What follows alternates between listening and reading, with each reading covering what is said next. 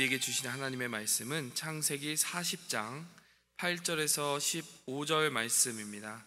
창세기 40장 8절에서 15절 말씀입니다.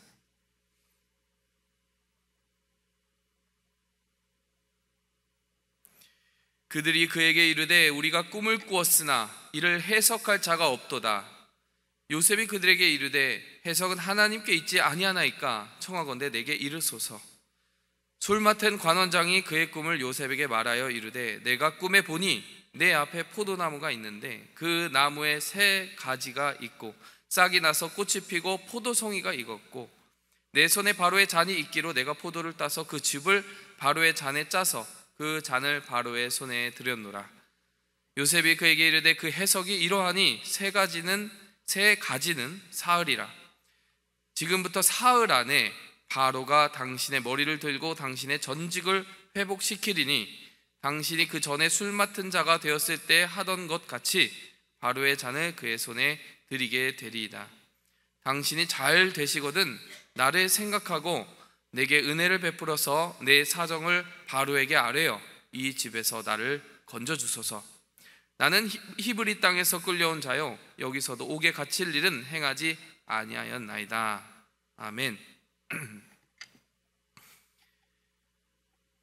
지난 시간까지 우리가 요셉이 얼마나 청지기로서 선한 마음을 가지고 하나님 앞에 정직하게, 그리고 정말 낙심과 실패가 분명해 보이는 정말 찾아오는 그런 상황 속에서도 한 사람 한 사람을 주님을 섬기듯이 아끼고 살폈는지에 대해서 나누어 보았습니다.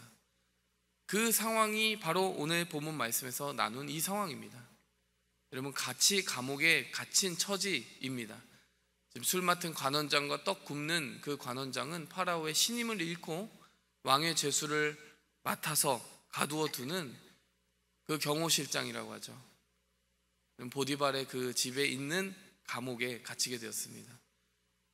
그런데 어떻게 요셉이 행동하였습니까?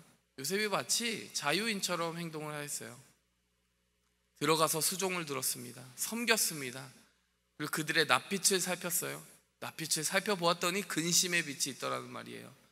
그래서 도대체 무슨 일이냐 물었습니다.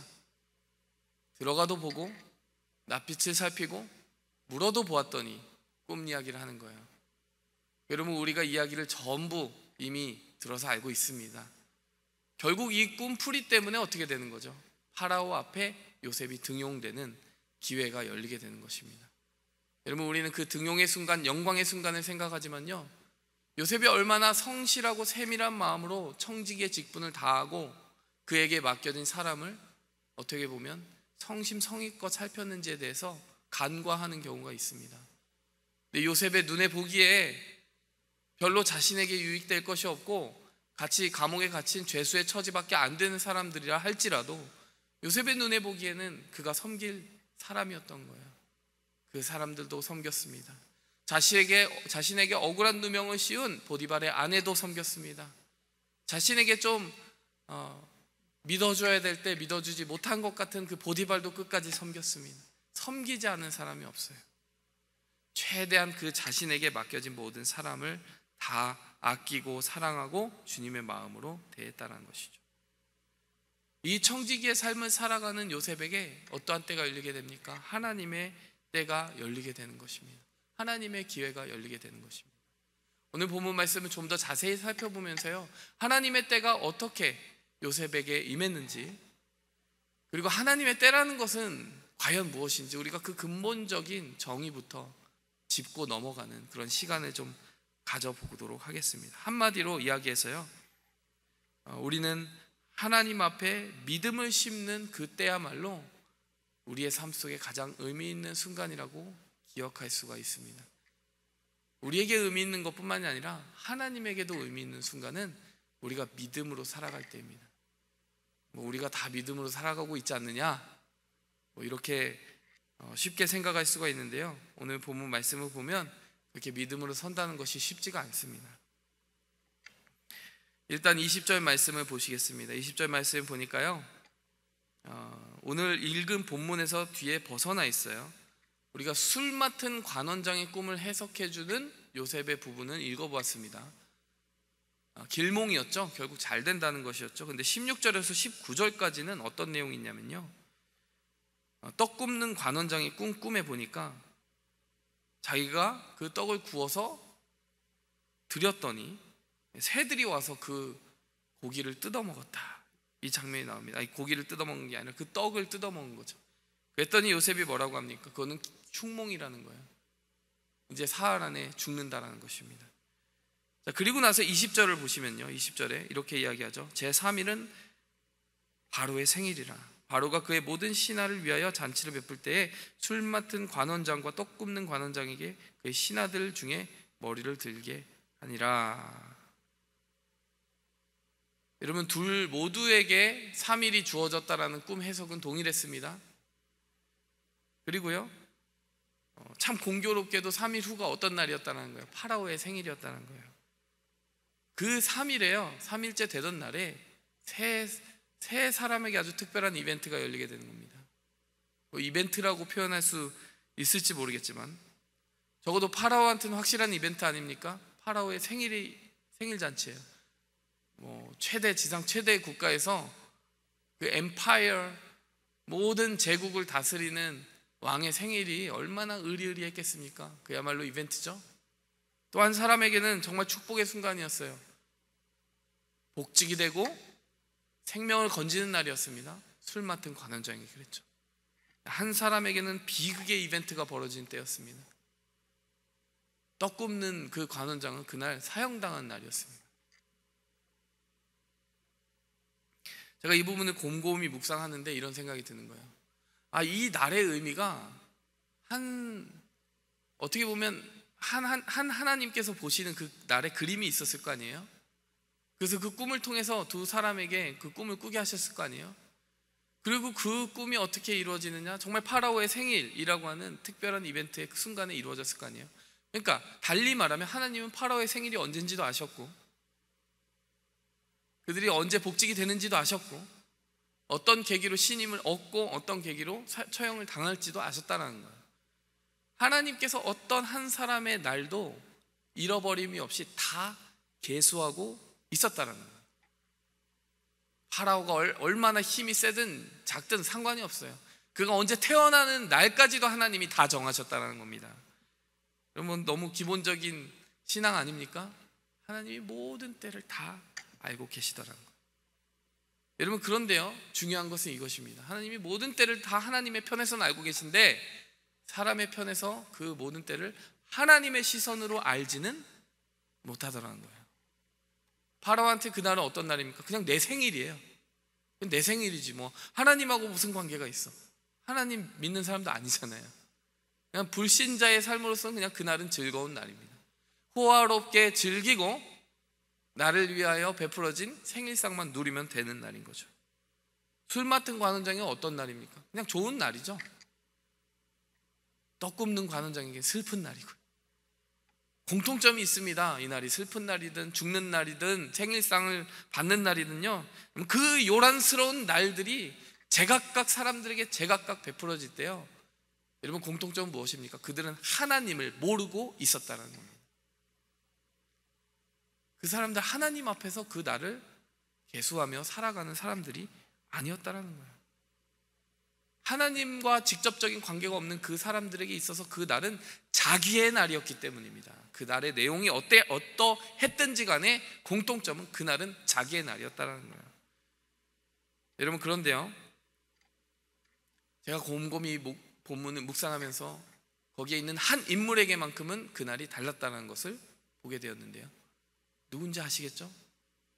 요셉에겐 그 날이 자기의 날이 아니었습니다. 왜 그럴까요? 8절 말씀을 보시면 이렇게 이야기합니다. 요셉이 그들에게 이르되 해석은 하나님께 있지 않습니까? 청하건대 내게 이르소서. 여러분, 우리는 이것을 무엇이라고 하나요? 믿음이라고 하는 것입니다. 요셉은 확실하게 믿는 거예요. 하나님 그 꿈 해석해 주실 수 있는 분입니다. 하나님 선하고 능력 있으신 분입니다. 이거 고백하는 거예요. 뿐만이 아니죠, 그걸 얼마나 확실하게 믿고 있었느냐면요, 14절에 보니까 당신이 잘 되면 나를 생각하고 파라오에게 그 사정을 말해 주어서 나를 좀 풀어달라고 이야기해 주십시오 라고 이야기를 한 겁니다. 여러분, 적어도 하나님 앞에서는요, 요셉이 그 날의 한 하루의 삶을 정말 진정한 생명을 가지고 살았다는 거예요. 왜 그렇습니까? 그는 그 순간에 하나님을 믿으며 심었기 때문입니다. 그의 선포와 고백이 믿음의 고백이었기 때문이에요. 나 하나님 믿는 사람이에요. 하나님이 이 꿈 해석하실 수 있는 거 믿습니다. 나 하나님 믿는 사람이에요. 당신의 꿈대로 확실하게 3일 후에 일이 일어날 것을 믿는 사람입니다. 나 하나님 믿는 사람이에요. 당신이 그 자리에 갔을 때 파라오에게 잘만 이야기해 준다면 내게 길이 생길 것을 믿는 사람입니다. 여러분, 이날요, 어떻게 보면 3일 후에 이벤트 없이 지나간 사람은 요셉밖에 없었어요. 정말 심심한 날이었습니다. 뭔가 일이 터질 것 같은데 파라오에게 생일상이 있고 한 사람 죽고 한 사람 살고, 요셉에게는 정말 심심한 날처럼 아무 소식이 없이 그냥 지나가 버렸습니다. 여러분, 그런데 하나님께서 무언가 준비하고 계셨다는 것을 아십니까? 여러분, 하나님은 절대로요, 조용히 있는 그 순간에도 우리가 심어놓은 그 믿음의 씨앗을 간과하지 않으십니다. 우리가 심은 그 믿음이요, 정말 진정한 믿음이었다라고 하면 하나님이 그거 짓밟지 않으신다라는 거예요. 오히려 하나님이 그 모든 네 사람의 시끌벅적한 삶 속에서요, 가장 조용한 하루를 보냈던 요셉을 위하여서 한 길을 예비하고 계셨다는 것입니다. 물론 2년 후에 드러나게 됩니다. 하지만 그날은 분명히 예비되고 있었다는 거예요. 여러분, 제가 이 부분을 생각하면서 이런 생각을 해봤어요. 과연 나는 오늘 하루를 하나님 앞에 주목할 만한 하루로 살아가고 있느냐, 이런 생각을 해보게 되었습니다. 어떻게 보면 사람들이 주목하는 날은요, 드러나는 날이에요. 복직이 되든 죽든 생일상을 받든 사람들 앞에는 드러나 있습니다. 근데 여러분, 사람들 앞에 감추어져 있지만 하나님 앞에 드러나 있는 날이 훨씬 더 우리가 주목하고 생각해야 하는 날입니다. 사람들에게 보이지 않아요. 그날 무슨 일이 있었는지요, 누구만 압니까? 요셉만 아는 거예요. 하나님만 아는 거예요. 사람들은 그날 저기 감옥에 있는 죄수에게 무슨 일이 있었는지 뭘 알겠습니까? 근데 하나님은 아세요. 나는 무슨 일이 일어났는지 안다. 저 감옥에서 나에게 믿음을 고백한 한 사람이 있었다.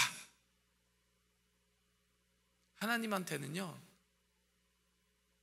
그 이집트를 호령하는 제국의 왕이 생일상 받는 것보다 그날이 훨씬, 그 요셉의 고백 하나가요, 훨씬 더 중요한 날이었어요.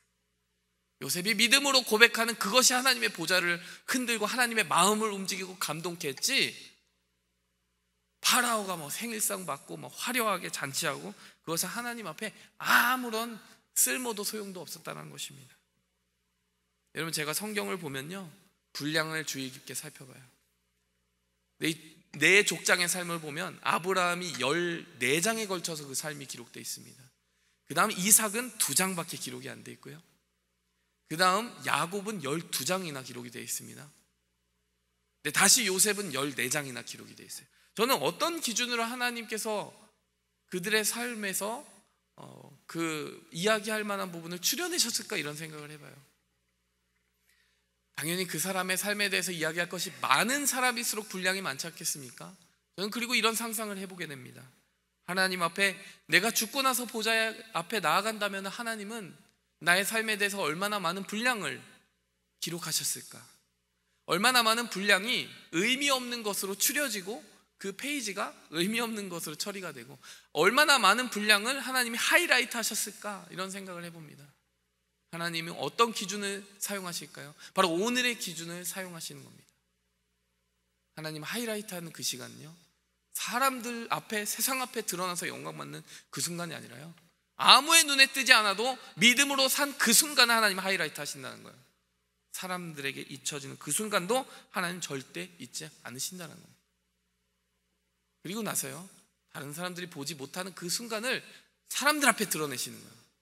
자, 봐라, 아무도 보지 못하는 그 순간에 심겨진 이 믿음의 씨앗을 나는 너희들에게 이제 드러내는데, 그것은 그가 사람들 앞에 무언가 기억할 만한 행동에서가 아니라 아무도 보지 못하는 곳에서 나에게 심은 그 믿음의 작은 겨자씨 하나 때문이다.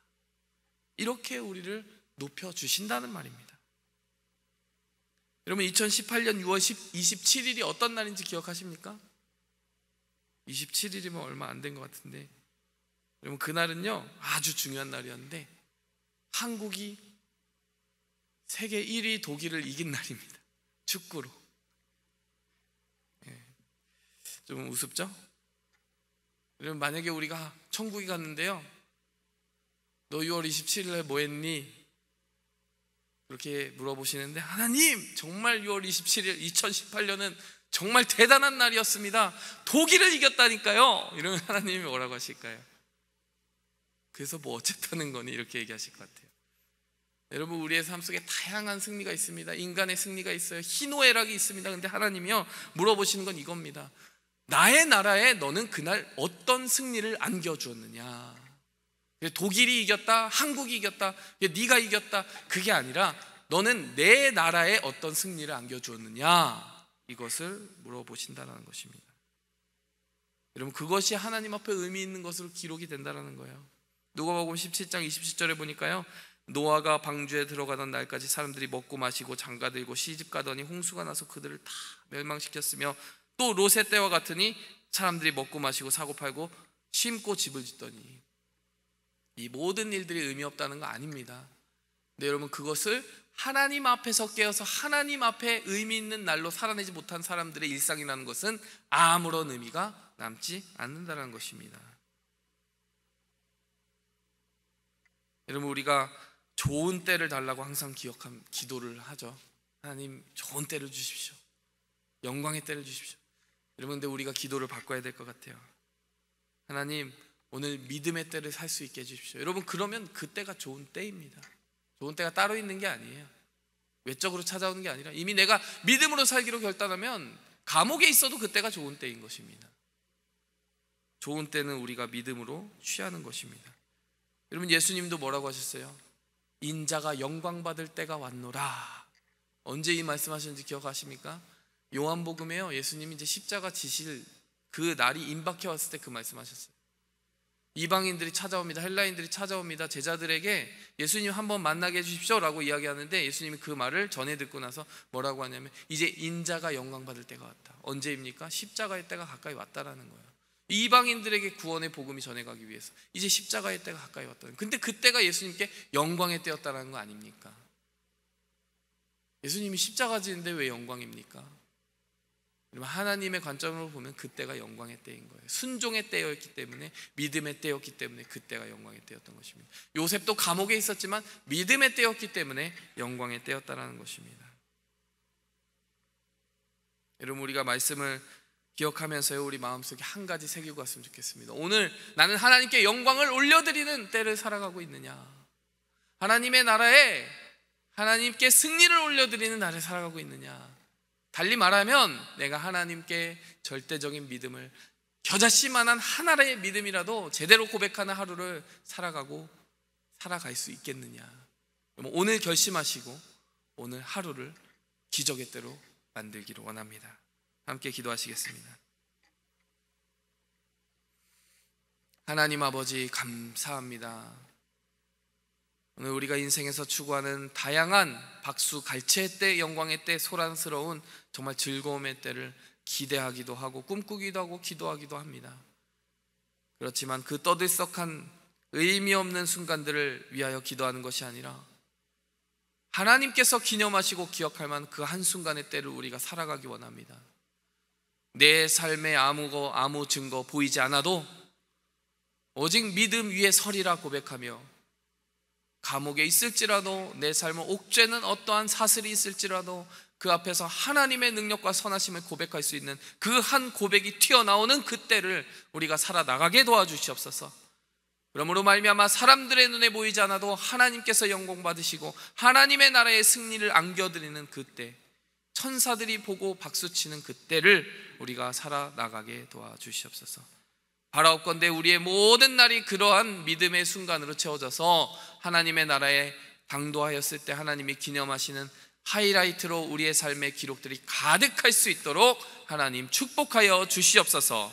예수 그리스도의 이름으로 감사하며 기도하였습니다. 아멘. 하늘에 계신 우리 아버지여, 이름이 거룩히 여김 받으시오며 나라의 임하옵시며 뜻이 하늘에서 이룬 것 같이 땅에서도 이루어지이다. 오늘날 우리에게 일용할 양식을 주옵시고 우리가 우리에게 죄 지은 자를 사하여 준 것 같이 우리 죄를 사하여 주옵시고 우리를 시험에 들게 하지 마옵시고 다만 악에서 구하옵소서. 대개 나라와 권세와 영광이 아버지께 영원히 있사옵나이다. 오직 주의 사랑에